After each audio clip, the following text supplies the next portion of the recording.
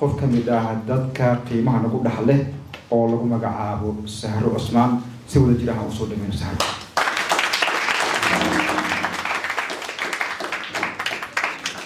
بسم الله والصلاة والسلام على من لا نبي بعده. السلام عليكم ورحمة الله وبركاته. والسلام يا دمان كسو قيب قلياشا رق iyo dumar kasoo qayb galay xafladan quruxda badan oo lagu soo bandhigayo buugga uu qoray walaalkeen Tahliil Colaad Xasan. aad iyo aad baan idin salaamayaa dhamaantiin.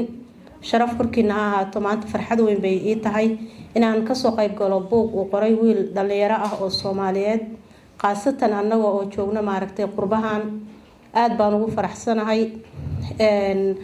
aniga magacaygu waxaa la yiraahdaa Sahro Cismaan Cabdi. waxaan halkan ku matalaa jaaliyadda Soomaaliyeed oo magaceedu yahay Soomaalish Midnimo Fair-Ayn. waxaan kaloo aniga ka mid ahay mas'uuliyiinteeda dallada guud ay ku midaysan yihiin jaaliyadaha Soomaaliyeed ee Jarmalka ka dhisan ayaan baayir waxaan uga ahay gudoomiye. marka aad iyo aad baan idin soo dhaweynayaa. haddaan kusoo gudbo maaragtay buuggan aan usoo gudbo maaragtay walaalkeen noo soo bandhigay. horta ilaahay waa quraankiisa noogu sheego xaasibu anfusahum qabla an tuxaasibuun. qofka intuusan maaragtay la xisaabin buu yiri ilaahay is xisaabiya. waxa weeye waxaan isku xisaabin karnana waa inaan yacni qofku asagu dhab ahaan uu isku daraaseeyo. marka buuggan waxaan dareemayaa inuu maaragtay qof walba uu wax badan ka bedeli doono naftiisa haddii la qaato oo la gato oo la akhristo. waana shay muhiim ah inaad adiga naftaada baratid.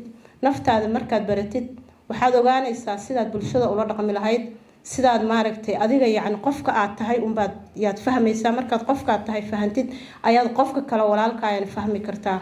marka waxaan leeyahay buuggan muhiimad gooni ah ayuu noo leeyahay. qof kastana waxaan jeclaan lahaa inuu iibsado oo qaato. aad iyo aad baanan idinkugu mahad celinayaa kasoo qaybgalayaasha halkan kasoo qayb galay.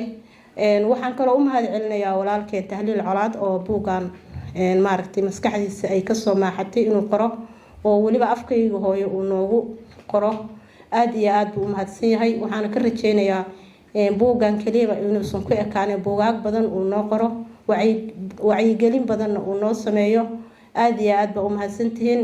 وأحسن الله إليكم وجزاكم الله خيرا وجزاء.